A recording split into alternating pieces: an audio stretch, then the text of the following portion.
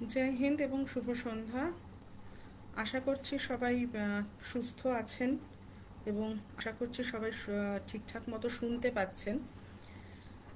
প্রথমেই দীর্ঘ বিলম্বের জন্য একটা ক্ষমা চেয়ে নিচ্ছি। বিভিন্ন কারণে গত কয়েক সপ্তাহ আমরা এই আলোচনাটা করতে পারিনি, তার জন্য প্রথমেই ক্ষমা চেয়ে নিচ্ছি। দ্বিতীয়ত, আজকে আমি শারীরিকভাবে খুব একটা সুস্থ নই, ফলে খুব বেশিক্ষণ আজকে আমি আলোচনা চালাতে পারবো না, কিন্তু আমরা আমাদের আলোচনাটা কিছুটা এগিয়ে অবশ্যই নিয়ে যাব।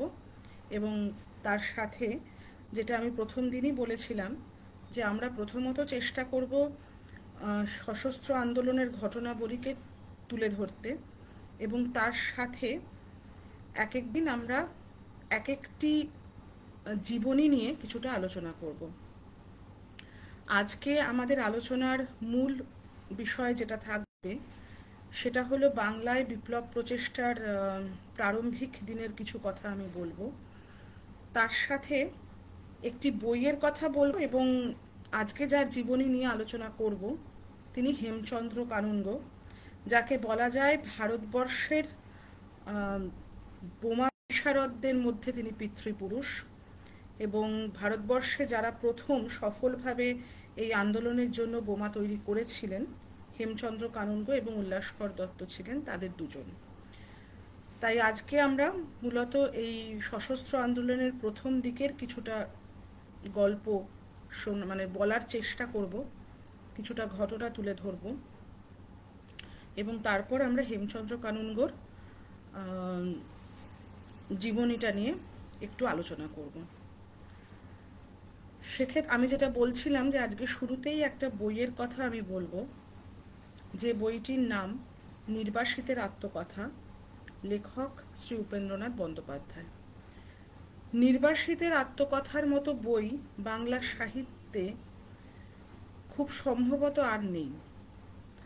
হ্যাঁ, বিপ্লবীরা অনেকেই তাদের তখনকার সমাজ, তখনকার অবস্থান এবং তাদের জীবন নিয়ে লিখেছেন, এবং বিপ্লবীরা অনেকেই সেই সময়ের বিপ্লবের দিনগুলোকে তুলে ধরেছেন, কিন্তু নির্বাসিতের আত্মকথার মতো সাহিত্যিক গুণাবলী সম্পন্ন এই ধরনের বই ভারতবর্ষের ইতিহাসেই ভীষণভাবে কম। এবং আজকে আমরা যেটা ইংলিশে বলি আন্ডার রেটেড, নির্বাসিতের আত্মকথার মতো বই আমাদের সাহিত্যে যখন আন্ডার রেটেড থাকে, সেটা কিন্তু সাহিত্যের পক্ষেও খুব বিপজ্জনক। পার্থতা আমি বলে দেব একদম শেষে, আমি পরের দিনের সময় পরিবর্তনের কথাটা বলে দেব। আমরা ফিরে আসছি আমাদের আলোচনায়। নির্বাসিতের আত্মকথা উপেন্দ্রনাথ বন্দ্যোপাধ্যায় যিনি লিখেছিলেন, উপেন্দ্রনাথ বন্দ্যোপাধ্যায় নিজে ছিলেন এই প্রারম্ভিক যে আন্দোলন, বাংলায় বিপ্লব প্রচেষ্টার যে প্রারম্ভিক আন্দোলন, তার অন্যতম পুরোধা ছিলেন তিনি। বারীন্দ্রনাথ ঘোষ এবং ভূপেন্দ্রনাথ দত্তর সাথে সাথে যে যারা নেতৃত্ব দিয়েছিলেন তাদের মধ্যে তিনি ছিলেন অন্যতম। এবং এই আন্দোলনে থাকার জন্য উপেন্দ্রনাথ বন্দ্যোপাধ্যায়কে মুরারিপুকুর বোমার মামলা যখন শুরু হয়, তিনি মুরারিপুকুরের বাগানবাড়ি থেকেই ধরা পড়েন, এবং তারপর তাকে দীর্ঘ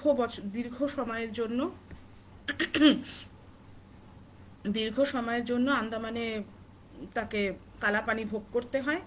এবং আন্দামানের শাস্তির মেয়াদ প্রথম বিশ্বযুদ্ধের পরে যখন বন্দীদেরকে ছাড়া হচ্ছিল, প্রথম বিশ্বযুদ্ধে ব্রিটিশ বাহিনীর সাফল্যের পর, তখন তিনি ছাড়া পান এবং তারপরে তিনি বাড়ি ফেরেন।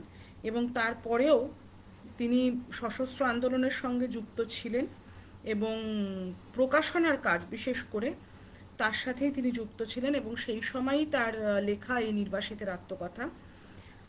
প্রথমত এই বইটাতে যদি আমরা বলি, নির্বাসিতের আত্মকথায় আমরা এই প্রারম্ভিক যে দিনের কথা আজকে আমি আলোচনা করব, সেই প্রারম্ভিক দিনগুলির একটা বিস্তৃত বিবরণ রয়েছে, এবং বারীন্দ্রনাথ ঘোষ ঠিক কিভাবে এই আন্দোলন এগিয়ে নিয়ে যাওয়ার পরিকল্পনা করেছিলেন বা কিছু, সেটাও রয়েছে।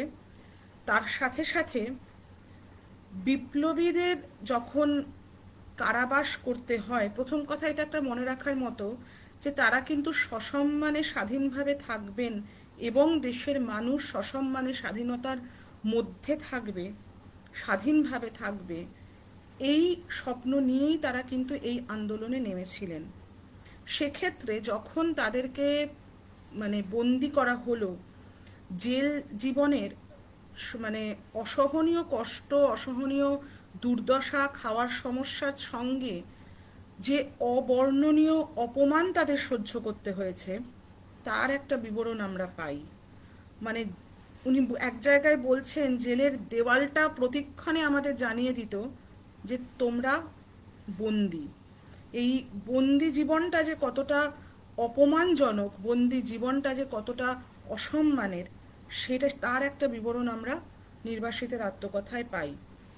তাছাড়া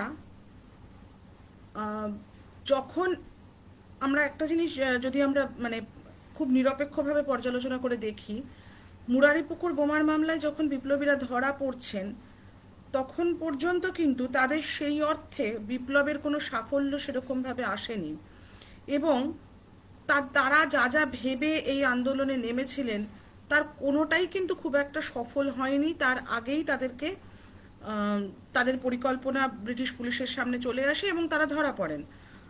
সেক্ষেত্রে এই যে একটা তাদের মধ্যে হতাশা কাজ করেছিল যে তাহলে আমাদের ভুল কোথায় ছিল, আমরা তো গীতার কর্মযোগ মেনে আমরা নিঃস্বার্থভাবেই কাজে নেমেছিলাম, আমরা নিষ্কাম কর্মের কথা চিন্তা করেই কাজে নেমেছিলাম, তাহলে আমরা মানে বিফল হলাম কেন? এই প্রশ্ন তাদের মনে বারে বারে এসেছে। এবং যখন তারা জেলে ধরা পড়ছেন, বারীন্দ্রনাথ এক জায়গায় ধরা পড়ার পরেই বলছেন নাও আই এম ওভার, কিন্তু উপেন্দ্রনাথ বন্দ্যোপাধ্যায় লিখছেন আমরা তো এই মানে এইটুকুর জন্য আমরা তো কাজে নামিনি, কিছুই তো করা হলো না, এবং তার আগেই তাদেরকে আন্দামানে দীর্ঘ সময় পাঠিয়ে দেওয়া হলো।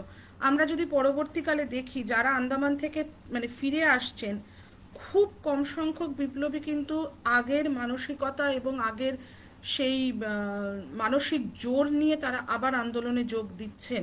উপেন্দ্রনাথ বন্দ্যোপাধ্যায় দিয়েছিলেন, এবং আরেকজন এই ব্যাপারে যার নাম বলবো, যদিও তিনি মুরারিপুকুর মামলার আসামি হিসেবে যাননি, বন্দী হিসেবে যাননি, তিনি গেছিলেন আরও পরে প্রথম লাহোর ষড়যন্ত্র মামলায়, শচীন্দ্রনাথ সান্যাল।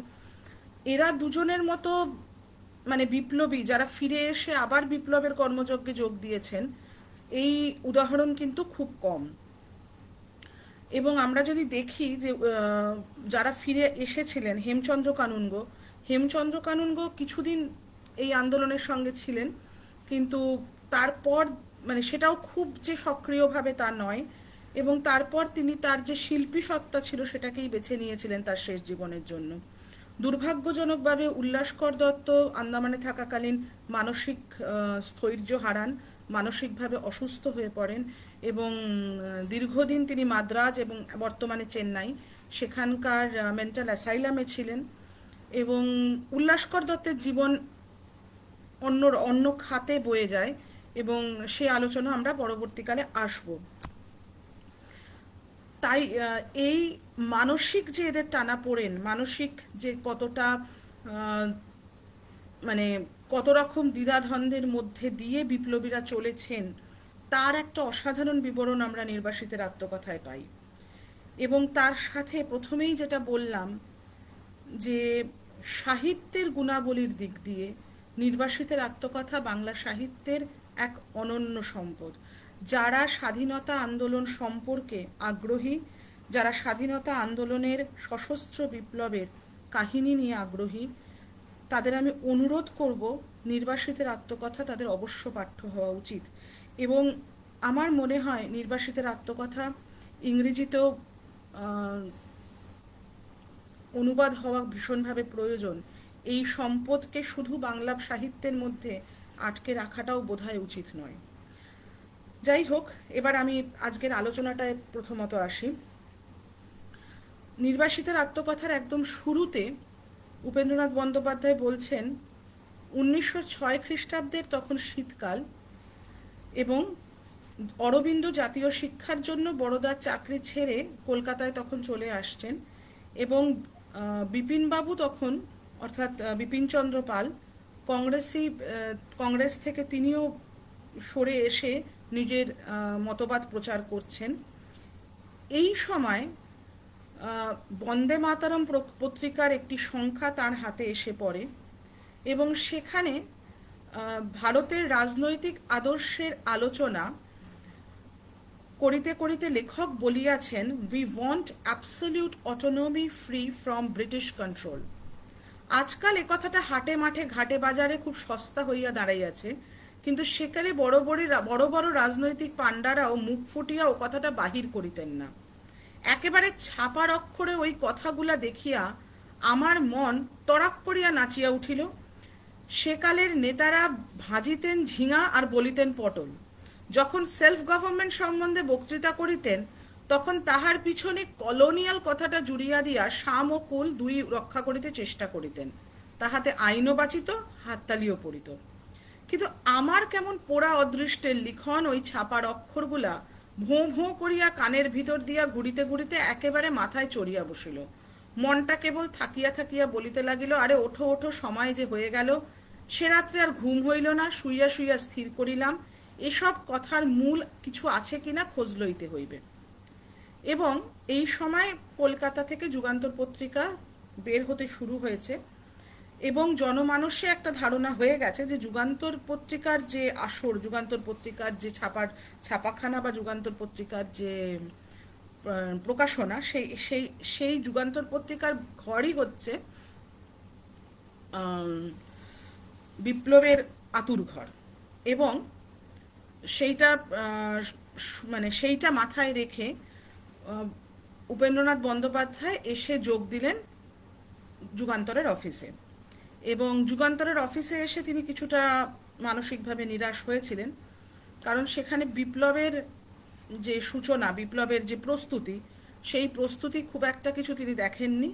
সেখানে ৩-৪টি যুবক বসিয়া একখানা ছেঁড়া মাদুরের ওপর ভারত উদ্ধার করিতে লাগিয়া গিয়াছে। যুদ্ধের আসবাবের অভাব দেখিয়া মনটা একটু দমিয়া গেল, কিন্তু সে ক্ষণেকের জন্য। গুলিগোলার অভাব তাহারা বাক্যের দ্বারাই পূরণ করিলেন। মানে এখানে মোটামুটি তখন যে যুগান্তরে কয়েকটা প্রবন্ধ লেখা হবে এবং তাতে দেশ জেগে উঠবে এবং ব্রিটিশ শাসন থেকে আমরা মুক্ত হব, এই ধারণা সেসব যুবকদের মধ্যে খুবই প্রবলভাবে তখন ধরা দিতে শুরু করেছে। এবং তারপরে আস্তে আস্তে যাতায়াত করতে করতে উপেন্দ্রনাথ বন্দ্যোপাধ্যায়ের সঙ্গে যুগান্তরের কিছু মানুষের আলাপ হয়। এখানেই তার সাথে ভূপেন্দ্রনাথ দত্তের আলাপ হয়েছিল এবং ভূপেন্দ্রনাথ এখানে সেই সময় সম্পাদকদের মধ্যে একজন ছিলেন। এবং এরপর এখানে এসে যোগ দেন বারীন্দ্রনাথ ঘোষ।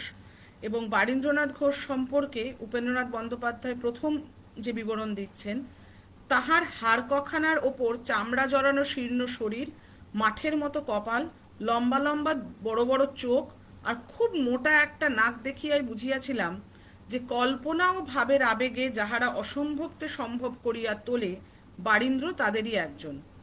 অঙ্কশাস্ত্রের জ্বালায় কলেজ ছাড়িয়া অবধি সারেঙ্গি বাজাইয়া, কবিতা লিখিয়া, পাটনার চায়ের দোকান খুলিয়া এ যাবৎ অনেক কীর্তি সে করেছে। বড়লোকের ছেলে হইয়াও বিধাতার কৃপায় দুঃখ দারিদ্রের অভিজ্ঞতা হইতে বঞ্চিত হয় নাই। এইবার 50 টাকা পুঁজি লইয়া যুগান্তর চালাইতে বসিয়াছে। দেখা হইবার পর 3 কথায় সে আমাকে বুঝাইয়া দিল, 10 বৎসরের মধ্যে ভারত স্বাধীন হইবেই হইবে। তো এইখানে আমরা যদি বারীন্দ্রনাথ বন্দ্যোপাধ্যায়ের বিবরণের মধ্যে একটা জিনিস দেখি, কল্পনা ও ভাবের আবেগে যাহারা অসম্ভবকে সম্ভব করিয়া তোলে, বারীন্দ্র তাহাদেরই একজন।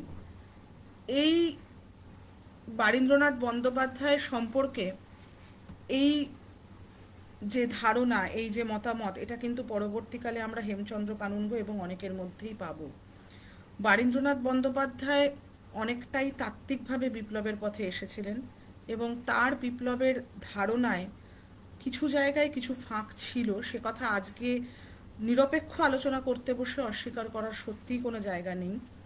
কিন্তু অবশ্যই পথিকৃৎ হিসেবে এরা প্রত্যেকে আমাদের নমস্য, কারণ এই যে ভাবনা চিন্তা, বিপ্লবের প্রথম স্ফুলিঙ্গ জ্বালানো, এর প্রয়োজন অবশ্যই ছিল, কারণ প্রথম পদক্ষেপ, বাচ্চাও যখন একটা প্রথম পদক্ষেপ নেয় তখন তার পা টলে, সে অনেকবার পড়ে। আমরা যখন প্রথম কথা বলতে শুরু করি আমরা অনেক ভুল করি, কিন্তু না বললে, না হাঁটলে আমরা আমাদের শেষ পৌঁছানো পর্যন্ত কোনোদিনও পৌঁছতে পারি না। আমাদের গন্তব্যের পথে চলতে গেলে প্রথম পদক্ষেপ, প্রথম বক্তব্য, প্রথম কাজ, অনেক সময় তাতে অনেক ফাঁক ফোকর থেকে যায়, কিন্তু সেই প্রথম শুরুটা না হলে গন্তব্যটাও কোনোদিনও আমাদের সামনে এসে দাঁড়ায় না। তাই বারীন্দ্রনাথ বন্দ্যোপাধ্যায়, এই বারীন্দ্রনাথ বসু, বারীন্দ্রনাথ ঘোষ ভুলভাবে ভেবেছিলেন সে কথা বলা যাবে না, যেমন তেমনি এটাও ঠিক যে তার যে বৈপ্লবিক কর্মকাণ্ডের তার যে পরিকল্পনা, সেই পরিকল্পনা দিয়ে গুপ্ত সমিতি তৈরি করা বা গুপ্ত সমিতি পরিচালনা করা হয়তো কিছুটা অসুবিধার ছিল। কারণ পরবর্তীকালে হেমচন্দ্র কানুনগোও একথা বলেছেন, এবং পরবর্তীকালে যদি আমরা মানে এই অনুশীলন সমিতির কার্যকলাপ দেখি, আমরা দেখতে পাবো যে মুরারিপুকুরে যখন তারা ধরা পড়ছেন সেখানে তাদের দিক থেকে প্রচুর ফাঁক ফোকর রয়ে গেছিল। বাগানের বাইরে কোনো পাহারা থাকতো না পুলিশ যখন ঢুকেছে, এবং বারীন্দ্রনাথ ঘোষ তার আগের দিন রাত্রে যা যা তাদের কাছে বন্দুক বোমা যা ছিল সেগুলোকে সমস্তই তিনি মাটিতে পুঁতে রেখে দেন এক জায়গায়। সেগুলো দিয়ে নিজেদেরকে ডিফেন্ড করার বিন্দুমাত্র প্রচেষ্টা অনুশীলন সমিতি করেনি। এবং গুপ্ত সমিতির একটা যে মূল কথা যে যার যেটুকু কাজ সে শুধু সেটুকুই জানবে, সেটাও কিন্তু অনুশীলন সমিতিতে মেনে চলা হয়নি। আমরা যদি দেখি অনুশীলন সমিতির প্রত্যেকে জানতেন কে বোমা বানাচ্ছে, কে বোমার এক্সপেরিমেন্ট করছে, কে পত্রিকা সম্পাদনা করছেন, কে কোন কাজের জন্য আছেন, এটা সবার কাছে ভীষণভাবে পরিষ্কার ছিল। এবং এইটার জন্যই কিন্তু নরেন গোসাই ধরা পড়েন, এবং তার পরবর্তীকালে নরেন গোসাই রাজসাক্ষী হন এবং অরবিন্দর নাম সামনে আসে, এবং যেভাবে বারীন্দ্রনাথ ঘোষ ভেবেছিলেন সেইভাবে কিন্তু ইতিহাস তারপরে আর এগোয় না। কিন্তু ওই যে বললাম যে প্রথম পদক্ষেপ যিনি নেন তিনি অবশ্যই আমাদের শ্রদ্ধার পাত্র, এবং একথা মনে রাখা অবশ্যই উচিত যে বারীন্দ্রনাথ ঘোষ যে কাজে নেমেছিলেন সে কাজে তিনি নিষ্কাম কর্মের জন্যই নেমেছিলেন, তিনি তার ব্যক্তিগত স্বার্থসিদ্ধির জন্য কোনো কাজে তিনি নামেননি, এটাও একটা মনে রাখার মতো বিষয়। এবং এই সময় যুগান্তর পত্রিকা যখন প্রকাশিত হচ্ছে, উপেন্দ্রনাথ বন্দ্যোপাধ্যায় এসে যোগ দিলেন, তার কয়েকদিন পর আরেকটি নতুন পত্রিকা তখন বেরোতে শুরু করে, নবশক্তি।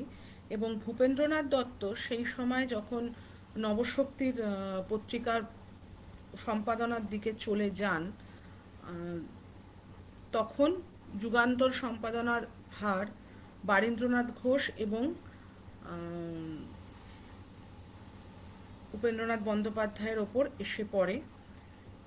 এবং উনি লিখছেন, বাংলায় সে একটা অপূর্ব দিন আসিয়াছিল, আশার রঙিন নেশায় বাঙালির ছেলেরা তখন ভরপুর, লক্ষ পরাণে শঙ্কা না মানে না রাখে কাহারও ঋণ, কোন দৈবী স্পর্শে বাঙালির ঘুমন্ত প্রাণ সজাগ হইয়া উঠিয়াছিল, কোন অজানা দেশের আলোক আসিয়া তাহার মনের যুগ যুগান্তের আধার কোন উদ্ভাসিত করিয়া দিয়াছিল, জীবন মৃত্যু পায়ের ভৃত্য চিত্ত ভাবনাহীন রবীন্দ্রনাথ যে ছবি আঁকিয়াছেন তাহা সেই সময়কার বাঙালি ছেলেদের ছবি।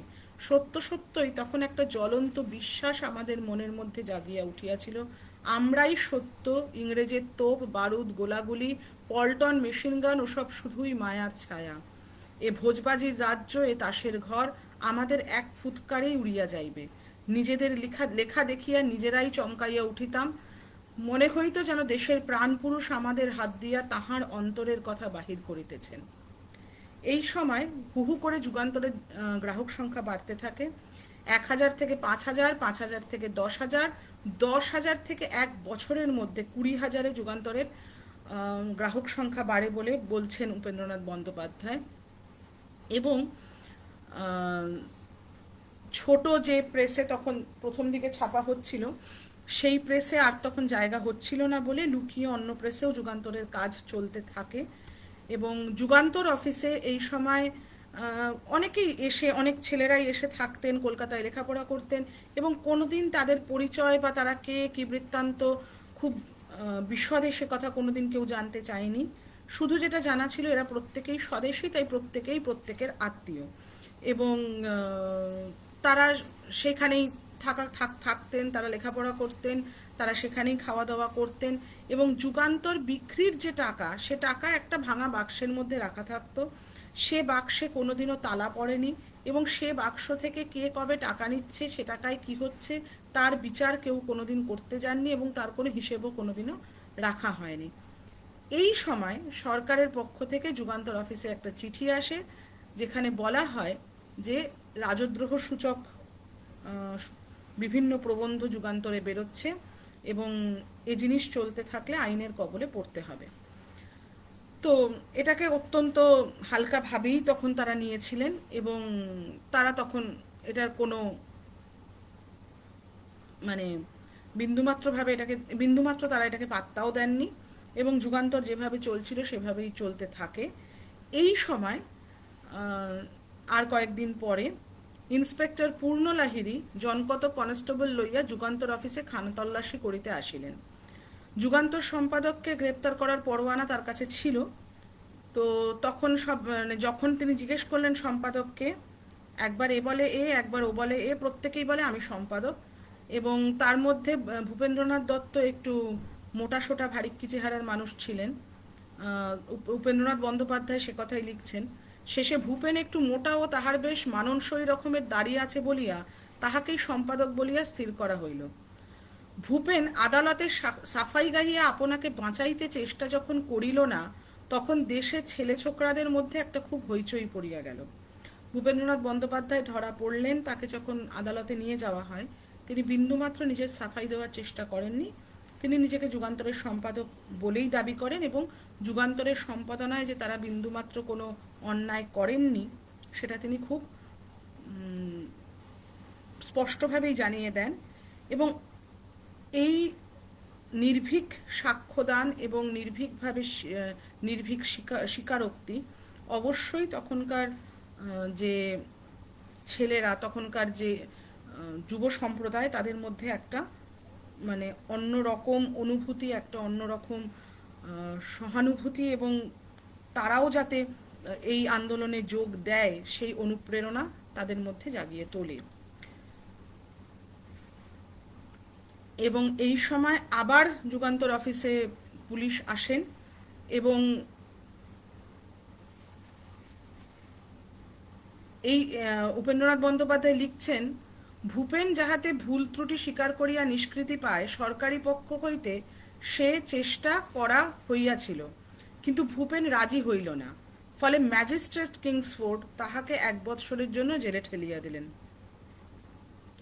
আমরা এর পরবর্তীকালে কিংসফোর্ডের নাম নিঃসন্দেহে পাই। আমরা সকলেই জানি যে ক্ষুদিরাম বসু এবং প্রফুল্ল চাকি এই কিংসফোর্ডের ওপরই আক্রমণ করতে মুজফ্ফরপুর গিয়েছিলেন, এবং এই কিংসফোর্ড যথেষ্ট কুশাসক ছিলেন, এবং এনার প্রথম উল্লেখ আমরা নির্বাসিতের আত্মকথায় পাচ্ছি, যখন তিনি যুগান্তরের সম্পাদক হিসেবে 1 বছরের জন্য ভূপেন্দ্রনাথ দত্তকে জেলে পাঠালেন। এবং এই সময় আবার যুগান্তর অফিসে পুলিশের একটা হামলা হয়, এবং সেখানে প্রিন্টার বসন্ত কুমারকেও জেলে যেতে হয়। এরপর বেশ কিছু ছেলে যখন এই মামলার আনুষঙ্গিক মামলার মধ্যে জেলে চলে যায়, তখন বারীন্দ্রনাথ ঘোষ ঠিক করেন যে এই রূপে বৃথা শক্তি ক্রয় করিয়া লাভ নাই, এবং এরপর সিদ্ধান্ত নেওয়া হয় যে শুধু যুগান্তর অফিস চালানো হবে না, সক্রিয়ভাবে বিপ্লবের পথে অনুশীলন সমিতি হাঁটবে। তখনও অবশ্য অনুশীলন সমিতি নাম আসেনি। পরবর্তীকালে আমরা আগের পর্বে সে নিয়ে আলোচনা করেছি যে বিভিন্ন দলগুলো মিলে কিভাবে অনুশীলন সমিতি নামটি আসে। এবং এই সময় মানিকতলার কাছে বারীন্দ্রনাথ ঘোষেদের একটি বাগান বাড়ি ছিল, এবং সেই বাগানেই এই যুগান্তর অফিসকে তুলে নিয়ে যাওয়া হয়, এবং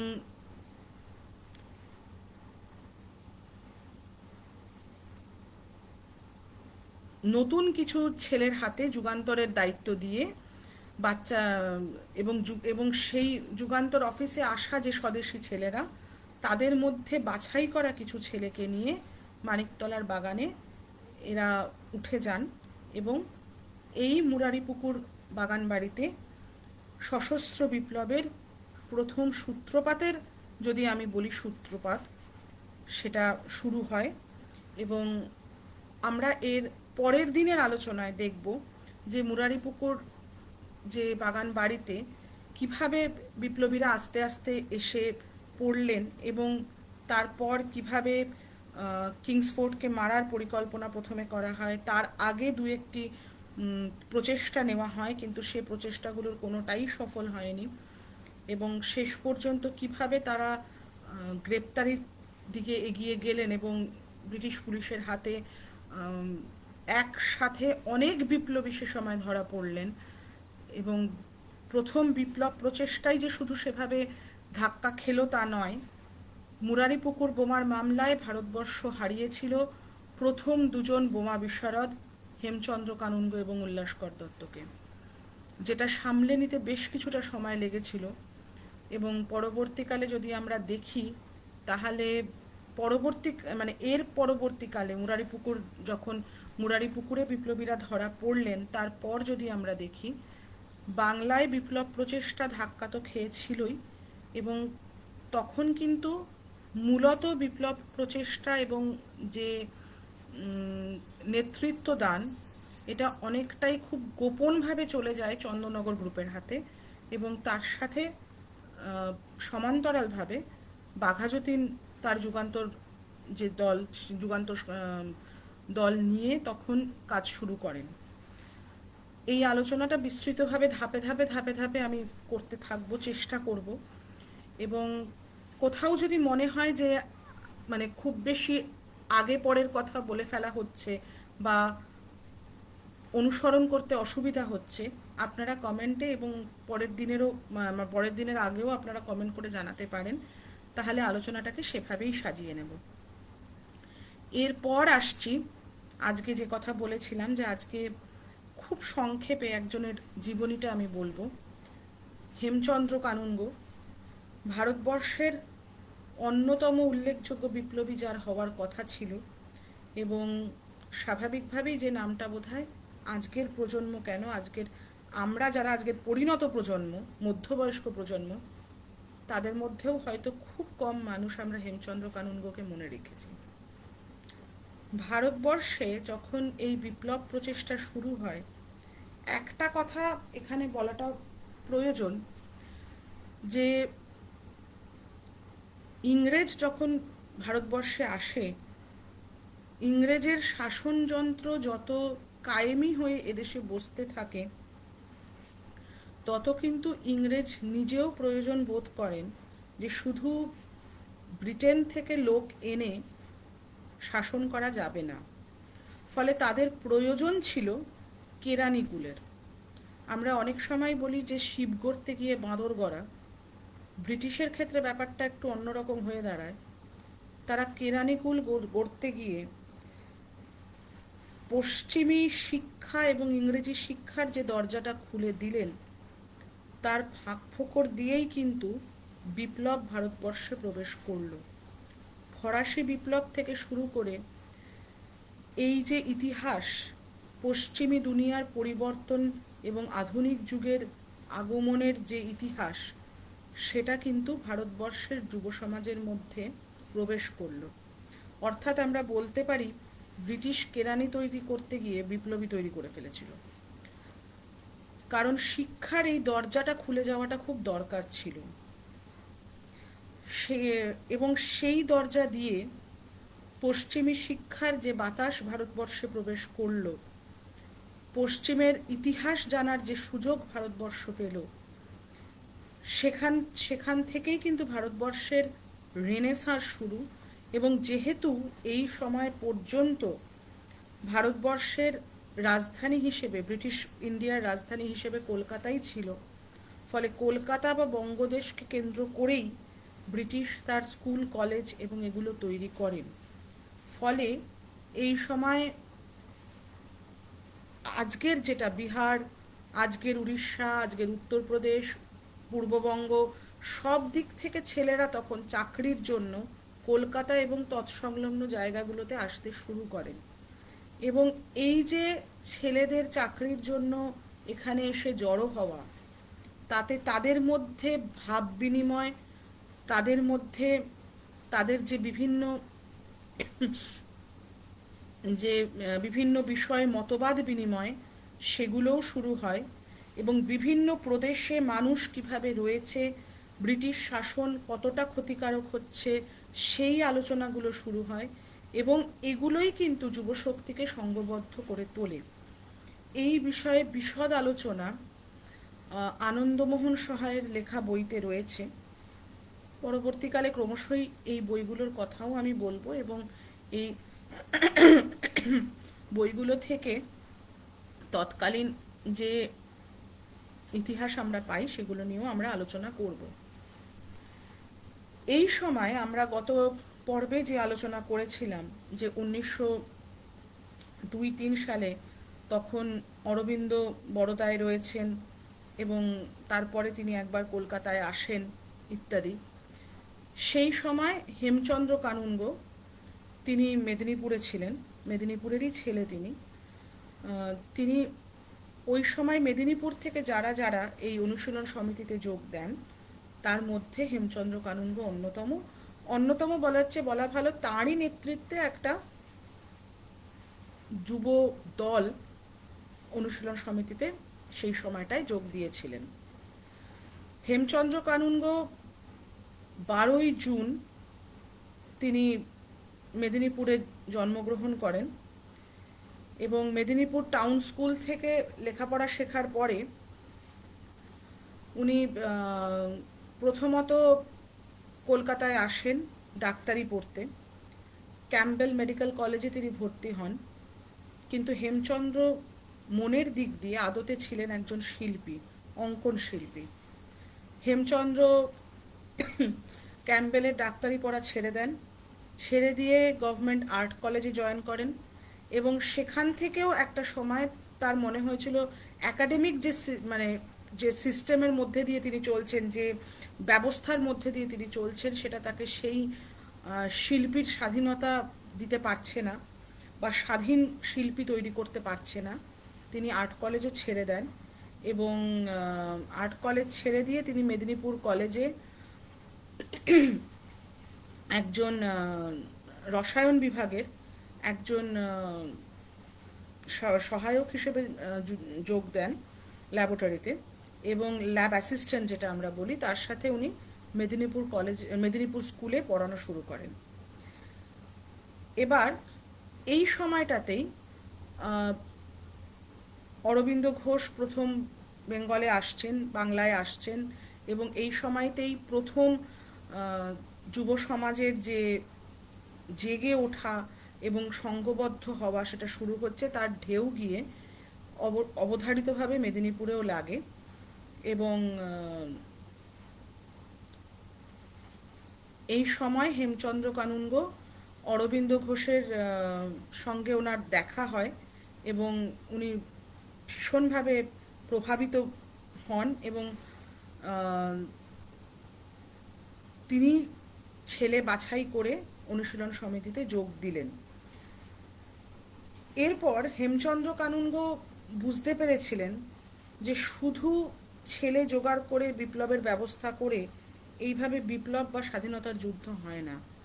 এর জন্য প্রথমত বিশ্ব ইতিহাসের একটা ধারণা থাকা দরকার, অস্ত্রের একটা যোগান থাকা দরকার এবং নিজেদের মধ্যেও অস্ত্রে পারদর্শী হওয়াটা বিশেষভাবে দরকার।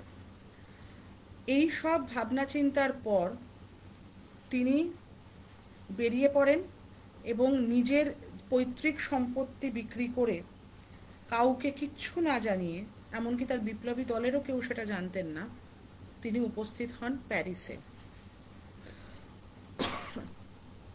প্যারিসে থাকাকালীন মাদাম কামা সংস্পর্শে তিনি আসেন এবং প্যারিসের জীবনে তিনি অনেক কিছু সেই সময় ফরাসি বিপ্লব এবং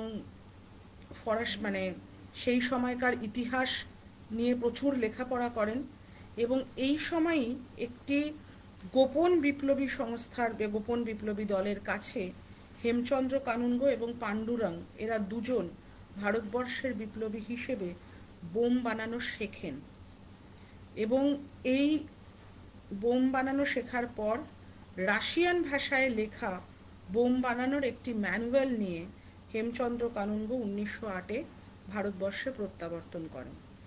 ভারতবর্ষে প্রত্যাবর্তন করার পর তিনি মূলত মহারাষ্ট্র এবং মানে বাংলাদেশের বঙ্গের যে বিপ্লবী দলগুলো ছিল তাদের প্রায় অনেকের সঙ্গেই তিনি তখন যোগাযোগ করেন, তাদের সাথে কথাবার্তা বলেন এবং তিনি শেষ পর্যন্ত যেটা আবিষ্কার করেন যে এরা কেউই কিছুই করে উঠতে পারেনি। পুরোটাই তাত্ত্বিকভাবে আলোচনা এবং বিভিন্ন রকম মানে পরিকল্পনার মধ্যেই রয়েছে।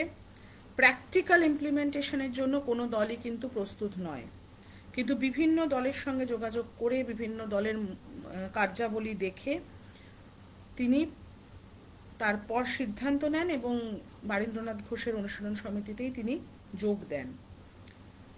এবং যখন মুরারিপুকুরে বিপ্লবীরা ধরা পড়লেন, যেটা আমি বললাম যে এ এক এমন গুপ্ত সমিতি ছিল যে সমিতির সবাই জানতেন কে কি করছে। তাছাড়া বারীন্দ্রনাথ ঘোষের ধারণা হয়েছিল আমরা যখন ধরা পড়েই গেছি তখন পৃথিবীকে জানিয়ে দেওয়া উচিত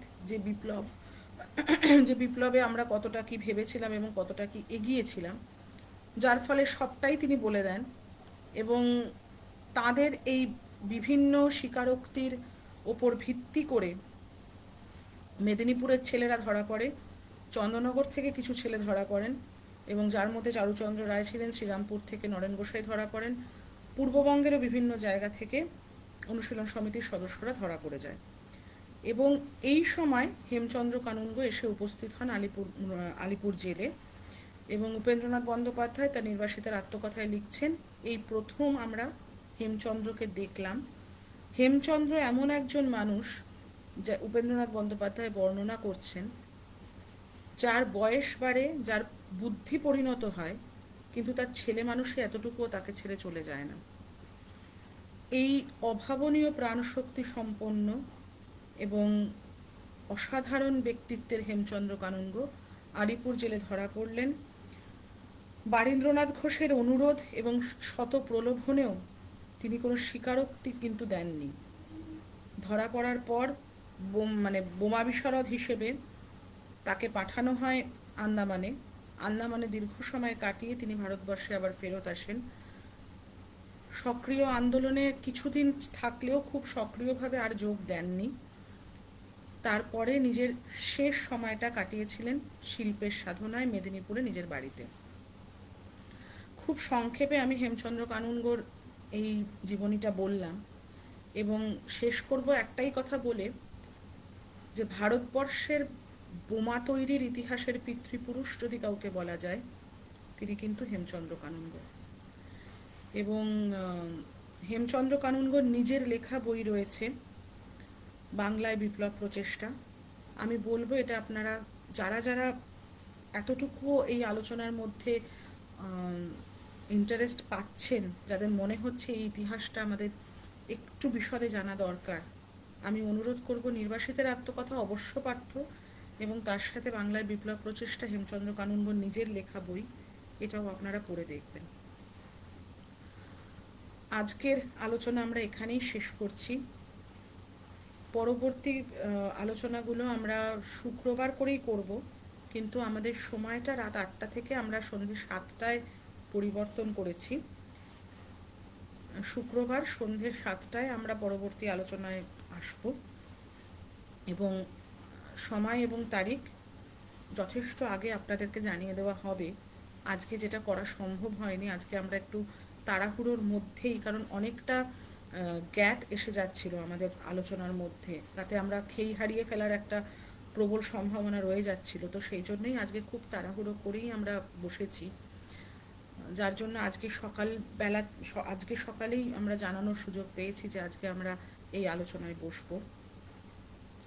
এবং সকলকে ধন্যবাদ আজকে সঙ্গে থাকার জন্য। এবং আজকের এই আলোচনার পর আবার বলবো, কোথাও যদি কোনো পরিবর্তন বা কোনো